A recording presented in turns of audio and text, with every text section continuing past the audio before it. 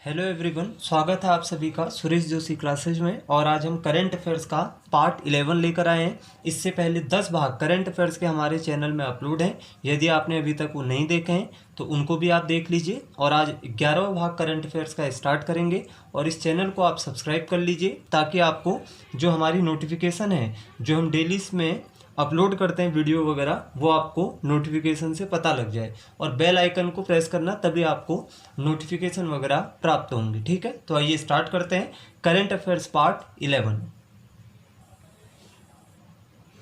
दोस्तों, आज पहला क्वेश्चन है, वर्ल्ड प्रेस फ्रीडम इंडेक्स 2020 जो मीडिया होती है इसको कितनी स्वतंत्रता है। 2020 का इंडेक्स आ चुका है आज। और इस 2020 के इंडेक्स के अनुसार वर्ल्ड प्रेस फ्रीडम इंडेक्स सबसे ज़्यादा प्रेस को फ्रीडम कहाँ पर है? नॉर्वे। पिछले साल भी नॉर्वे नंबर 1 पर था और इस साल भी कौन है? नॉर्वे फर्स्ट पर है। वर्ल्ड प्रेस फ्रीडम इंडेक्स 2020 के अनुसार नॉर्वे फर्स्ट पर है। टोटल 180 देशों पर ये डाटा निकाला गया है। और लास्ट कौन है? North Korea. दोस्तों, नॉर्थ कोरिया अंतिम स्थान पर है 180, और पहले पर कौन है? नॉर्वे। जब ये 2020 का भी इंडेक्स है तो डाटा कौन सा होगा? 2019 का, एक साल पहले का डाटा लिया जाता है। तो 180 नंबर पर है नॉर्थ कोरिया। यदि भारत की बात करोगे तो भारत इस बार 2 स्थान पीछे आ चुका है और इस साल 142 पर है। इंडिया की रैंक याद कर लेना। वर्ल्ड प्रेस फ्रीडम इंडेक्स 2020 के अनुसार इंडिया की रैंक 142 है। यदि हम 2019 की इस इंडेक्स की बात करेंगे, 2019 वाले इंडेक्स की, जो कि 2018 के डाटा पर बेस्ड होगा, उस पर पहले पर कौन था? नॉर्वे। जो स्कैवेंडियन देश होते हैं यूरोपियन, ये हमेशा टॉप पर रहते हैं। तो फर्स्ट पर कौन है? नॉर्वे। 2019 का भी याद कर लेना, उस समय भी 180 देशों में लास्ट में तुर्कमेनिस्तान था। तुर्कमेनिस्तान, अभी आपको मैंने बताया था कि तुर्कमेनिस्तान क्यों हाईलाइट में था। इसने कोरोना शब्द को क्या कर दिया था? अपने देश में बैन कर दिया था। ये मैंने आपको प्रीवियस वीडियो में कराया भी था। तो 2019 के अनुसार नॉर्वे फर्स्ट पर था और 180 नंबर पर कौन था? तुर्कमेनिस्तान। तब भारत की बात करते तो भारत, इंडिया 140 पर था। 2019 में भारत 140 आउट ऑफ 180, 140वीं रैंक पर था। लेकिन इस बार भारत को 2 स्थान का क्या हुआ है? लॉस हुआ है। 142 पर है 2020 के अनुसार। तो 2019 का डाटा भी याद कर लेना और 2020 का डाटा भी याद कर लेना। ठीक है। और 2020 में इस बार दोस्तों चाइना की रैंकिंग जरूर याद कर लेना। चाइना 177, 2020 के अनुसार चाइना 177 पर है, काफ़ी नीचे है। और हो सकता है अगले साल 2021 की जो रिपोर्ट आएगी, चाइना और डाउन हो जाए। हो सकता है 179, हो सकता है लास्ट में भी आ जाए, क्योंकि इस बार जो कोरोना बीमारी के कारण कहीं ना कहीं इसकी यहीं वुहान से शुरू हुआ था। तो हो सकता है कि इस बार इसकी रैंक और नीचे चले जाए। ठीक है, लेकिन ये अभी जो रैंक आई है 177, इसका कोरोना से कोई भी संबंध नहीं है, क्योंकि डाटा 2019 का है। ठीक है, तो ये याद कर लेना, वर्ल्ड प्रेस फ्रीडम इंडेक्स। अच्छा, कभी एग्जाम में आजकल दोस्तों मैंने देखे हैं क्वेश्चन ऐसे भी आते हैं कि दूसरी रैंक और तीसरी रैंक भी पूछ रहे हैं एग्जाम में। तो पहले पर तो कौन है? 2020 में नॉर्वे। नॉर्वे 2020 में पहले पर है, मैं लिख देता हूँ, पहले पर नॉर्वे। ठीक है, आप नोट कर लो। दूसरे पर फिनलैंड है। इस बार स्कैवेंडियन देश ही टॉप पर रहते हैं। तीसरे पर डेनमार्क है। चाहे हैप्पीनेस इंडेक्स की बात करो, सब रैंक में टॉप पर ज़्यादातर ही रहते हैं। और चौथे पर स्वीडन। ठीक है, तो नॉर्वे, फिनलैंड, डेनमार्क और स्वीडन ये टॉप 4 में है। और इंडिया की रैंक है 142। तो ये अभी रिपोर्ट आई है वर्ल्ड प्रेस फ्रीडम इंडेक्स 2020। और लास्ट में इस साल नॉर्थ कोरिया है। ठीक है दोस्तों। अगला क्वेश्चन है दोस्तों, सिविल सर्विसेज डे कब मनाया जाता है? 21 अप्रैल को। दोस्तों, हर साल 21 अप्रैल को क्या मनाया जाता है? Civil services day. अब क्यों मनाया जाता है, ध्यान से सुनना। 1947 में, 1947 में इसी दिन भारत के जो पहले गृह मंत्री थे, होम मिनिस्टर, कौन थे? सरदार वल्लभ भाई पटेल ने मेटकॉफ हाउस में, दिल्ली के मेटकॉफ हाउस में, जो प्रशासनिक सेवा के क्या होते हैं? अधिकारी होते हैं, जो एडमिनिस्ट्रेटिव सर्विस के क्या होते हैं? जो ऑफिसर्स होते हैं, उनको संबोधित किया था 1947 में। तो ये याद कर लेना कि इसी कारण 21 अप्रैल को हर साल सिविल सर्विसेज डे मनाया जाता है। क्यों मनाया जाता है? 1947 में इसी दिन भारत के पहले गृह मंत्री सरदार वल्लभ भाई पटेल ने मेटकॉफ हाउस में प्रशासनिक सेवा के अधिकारियों को क्या किया था? संबोधित किया था। और 2006 में ये पहली बार मनाया गया। दोस्तों ये भी पूछ सकता है कि सिविल सर्विसेज डे 2006 में पहली बार मनाया गया था और रीजन था कि 1947 में यहाँ पर संबोधित किया था सरदार वल्लभ भाई पटेल ने, और उन्होंने इन अधिकारियों को स्टील ऑफ फ्रेम कहा था। Steel frame of India. दोस्तों ये भी पूछा जाता है कि सरदार वल्लभ भाई पटेल ने ऑफिसर्स को, अधिकारियों को, प्रशासनिक अधिकारियों को स्टील फ्रेम ऑफ इंडिया कहकर संबोधित किया था। अब बात करोगे सिविल सर्विसेज की, बात करते हैं। ठीक है दोस्तों, जो फादर ऑफ सिविल सर्विसेज है इंडिया में, फादर ऑफ सिविल सर्विसेज तो कौन है? Lord Cornwallis. लॉर्ड कॉर्नवालिस जो हैं, इन्हें क्या कहा जाता है? भारत में सिविल सर्विसेज का पिता कहा जाता है। और सिविल सर्विसेज की यदि बात करोगे तो 1853 के एक्ट के अनुसार भारत में ओपन कंपटीशन की क्या हुई थी? शुरुआत हुई थी भाई एग्जाम वगैरह की। 1853 के एक्ट के अनुसार भारत में ओपन कंपटीशन की शुरुआत हुई थी और पहली बार 1855 में क्या कराए गए थे? एग्ज़ाम कंडक्ट कराए गए थे। सिविल सर्विसेज के पहली बार एग्ज़ाम 1855 में, और कहाँ पर होते थे? लंदन में। ये भी पूछा जाता है एग्ज़ाम कहाँ पर होते थे? लंदन में। और इसमें भारतीय भाग नहीं ले सकते थे। और बाद में 1861 में एक्ट आया था, सिविल सर्विसेज एक्ट। ये भी पूछा जाता है कि सिविल सर्विसेज एक्ट कब आया था? 1861 में, 1861 में आया था civil services act.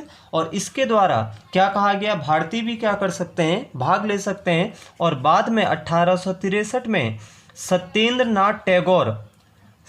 Nath Tagore ये पहले भारतीय बने जो आईसीएस बने थे। आईसीएस पहले भारतीय कौन थे? सत्येंद्र नाथ टैगोर 1863 में। तो एग्ज़ाम 1855 से शुरू हुए थे और कहाँ पर होते थे? लंदन। और 1922 में पहली बार ये लंदन के साथ साथ इलाहाबाद में भी हुए। तो दोस्तों कभी पूछ ले कि भारत में सिविल सर्विसेज के एग्ज़ाम पहली बार कहाँ हुए थे? तो इलाहाबाद में हुए थे, जिसका नाम अब प्रयागराज है। और लंदन में भी होते थे अब, और अब कहाँ पर होते थे? प्रयागराज में भी होते थे। ठीक है। और कौन वर्तमान में, यदि अभी वर्तमान की बात करोगे तो कौन कंडक्ट कराता है? यूपीएससी। जो यूपीएससी है ये क्या कराता है? कंडक्ट कराता है सिविल सर्विसेज के एग्ज़ाम। 1 अक्टूबर 1926 को यूपीएससी बना था, यूनियन पब्लिक सर्विस कमीशन। ठीक है, 1 अक्टूबर 1926। और वर्तमान में इसके हेड अरविंद सक्सेना। दोस्तों पूछ ले कि यूपीएससी के अभी चेयरमैन कौन है? तो अरविंद सक्सेना है। तो 21 अप्रैल को हर साल सिविल सर्विसेज डे मनाया जाता है। और दोस्तों आज ही के दिन यानी 21 अप्रैल को वर्ल्ड क्रिएटिविटी इनोवेशन डे भी मनाया जाता है। World creativity and innovation day, जो यानी विश्व रचनात्मक और नवाचार दिवस। रचनात्मक कहते हैं ना, क्रिएटिव पर्सन है, रचनात्मक और नवाचार दिवस हर साल 21 अप्रैल को मनाया जाता है। और किसके लिए? नए विचारों के लिए या नए कदम उठाने के लिए। भाई नए कदम उठाने के लिए लोगों को प्रोत्साहित करना, इन सब बातों के ऊपर 21 अप्रैल को world creativity and innovation day मनाया जाता है।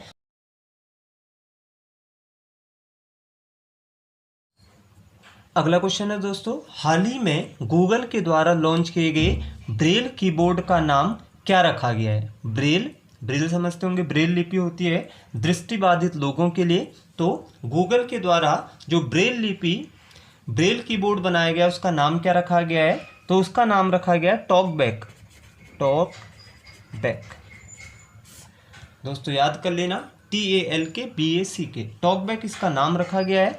अब बात करोगे कि ब्रेल डे कब मनाया जाता है? 4 जनवरी को। हर साल 4 जनवरी को लुई ब्रेल संस्थापक थे ब्रेल लिपि के, तो उन्हीं के ऊपर हर साल 4 जनवरी को ब्रेल डे मनाया जाता है। और कितने डॉट पर आधारित होता है ये?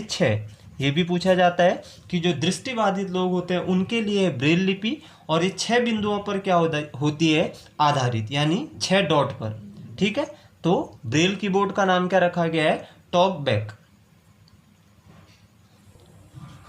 अगला क्वेश्चन है दोस्तों, सार्वजनिक स्थानों पर थूकने को आपदा प्रबंधन कानून के तहत एक धारा लगाई है इस पर, और उसके तहत इसको दंडनीय अपराध बनाया गया है। सार्वजनिक स्थानों पर थूकने को आपदा प्रबंधन, जो कि नेशनल डिजास्टर मैनेजमेंट है, उसके तहत किस कानून के तहत इसको दंडनीय अपराध बनाया गया, कौन सी आईपीसी है वो, तो आईपीसी जो इंडियन पेनल कोड है 51 का बी, दोस्तों याद कर लेना, आईपीसी 51 का बी है, जिसके तहत आप सार्वजनिक स्थान पर कोई थूकता है तो एक दंडनीय अपराध माना जाएगा, और इसमें 1 साल की सज़ा का प्रावधान भी किया गया है। भाई 3 मई तक लॉकडाउन है, तो 3 मई तक इस पर जो रूल बनाए गए हैं भी, क्योंकि भाई आपको पता है कोरोना बीमारी थूकने वगैरह से भी वायरस क्या हो सकते हैं, एक जगह से दूसरी जगह फैल सकते हैं। तो आईपीसी 51 का बी याद कर लेना कि इसके तहत क्या किया गया, इसमें 1 साल की सज़ा का प्रावधान भी किया गया है, क्योंकि कोरोना बीमारी जो तेज़ी से फैल रही है उसको रोकने के लिए। जैसे यूपी ने पान तंबाकू पर क्या लगा दिया है, बैन लगा दिया है। यूपी ने पान तंबाकू पर बैन लगा दिया था। हिमाचल प्रदेश ने च्युइंगम जो होता है, च्युइंगम, भाई च्युइंगम को भी क्या लगा दिया था, बैन लगा दिया था। तो ऐसे ही ये पूरे इंडिया में है कि सार्वजनिक स्थानों पर थूकने पर एक दंडनीय अपराध माना जाएगा, आईपीसी 51 का बी। जैसे भी आईपीसी हाईलाइट में चल रही थी 269 270 सुना होगा, ये भी पूछ सकते हैं, किसी का एग्जाम हो भाई, आईपीसी जैसे यूपी पुलिस में पूछी जाती हैं 269 270 269 270। ये आईपीसी किससे रिलेटेड है, किसी बीमारी को फैलाने के लिए किया गया कोई गैर जिम्मेदाराना काम। भाई किसी बीमारी को फैलाने के लिए किया गया कोई गैर जिम्मेदाराना काम, इसमें 6 महीने की जेल, जुर्माना या दोनों हो सकते हैं। ठीक है, तो ये याद कर लेना भी आईपीसी 51 के बी के बारे में। अगला क्वेश्चन है दोस्तों, नासा के द्वारा खोजे गए पृथ्वी के आकार का एक्सोप्लैनेट का नाम क्या रखा गया है। एक एक्सोप्लैनेट खोजा गया है, इस प्लैनेट का नाम क्या रखा गया है जो हाल ही में नासा ने खोजा था, तो केपलर 1649c याद कर लेना दोस्तों। ये पूरा पूछा जाता है, इस कोड को भी याद कर लेना कि केपलर आपको पता है जिन्होंने ग्रह संबंधी नियम दिए थे, तो केपलर 1649c रखा गया इस एक्सोप्लैनेट का नाम जो नासा के द्वारा खोजा गया है। एक एक्सोप्लैनेट है, और यदि बात करोगे इस प्लैनेट की दूरी पृथ्वी से कितनी है, 300 लाइट ईयर यानी प्रकाश वर्ष, 300 प्रकाश वर्ष दूर है ये किससे, पृथ्वी से। और 1 लाइट ईयर किसके बराबर होता है, 9.46 × 10⁻15 मीटर। एक प्रकाश वर्ष की वैल्यू क्या होती है, 9.46 × 10⁻15 मीटर, और ये 300 प्रकाश वर्ष क्या है, पृथ्वी से दूर है। यदि बात करोगे नासा की, तो नासा 1958 में स्टेबलाइज हुआ, और इसका हेड ऑफिस कहाँ पर है, वॉशिंगटन। 1958 में बनी ये संस्था, और इसका हेड ऑफिस कहाँ पर है, वॉशिंगटन में है। और इसके अभी हेड कौन है, जिम ब्राइडन स्टाइन वर्तमान में नासा के क्या है, हेड है।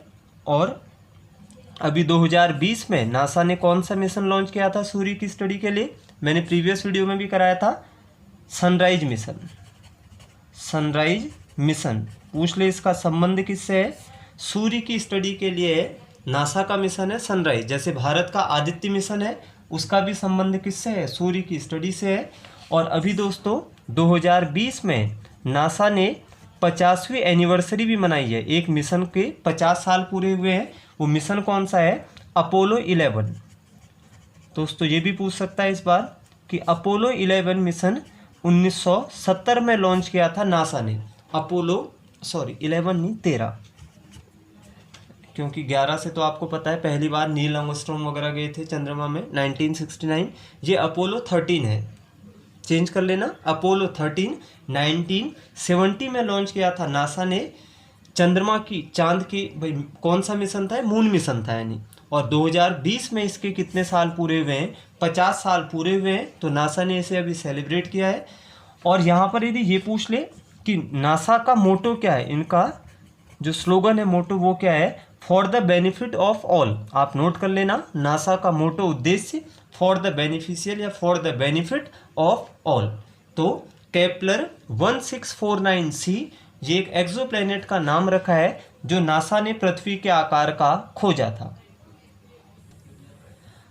अगला क्वेश्चन है दोस्तों, कपिल देव त्रिपाठी ये भारत के जो राष्ट्रपति हैं रामनाथ कोविंद जी, उनके नए सचिव बने हैं।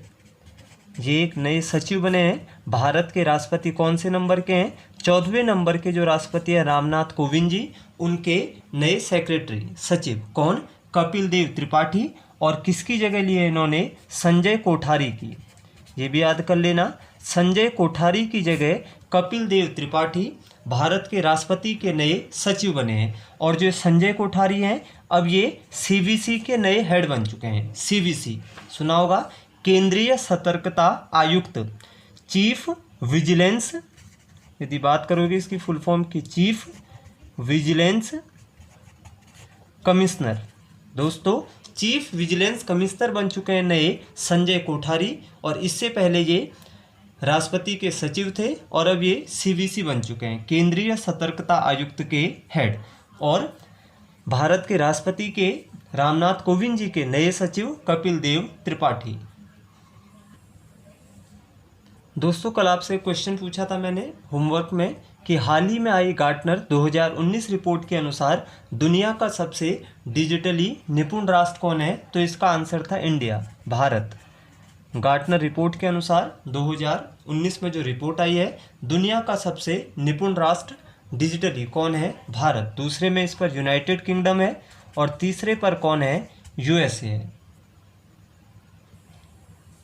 और दोस्तों आज का क्वेश्चन है आपके लिए, हाल ही में किस देश के राष्ट्रपति ने अपने किसानों के लिए 19 अरब डॉलर के राहत पैकेज की घोषणा की है। हाल ही में किस देश ने अपने किसानों के लिए, वहाँ के राष्ट्रपति ने 19 अरब डॉलर की एक रिलीफ पैकेज का क्या किया है, अनाउंसमेंट किया है, घोषणा की है। तो ये आपको कमेंट बॉक्स में इसका आंसर बताना है। और यदि आपको वीडियो पसंद आई है तो इस वीडियो को लाइक ज़रूर कीजिए और आपके कोई सुझाव है तो कमेंट बॉक्स में ज़रूर लिखना। बाय बाय दोस्तों।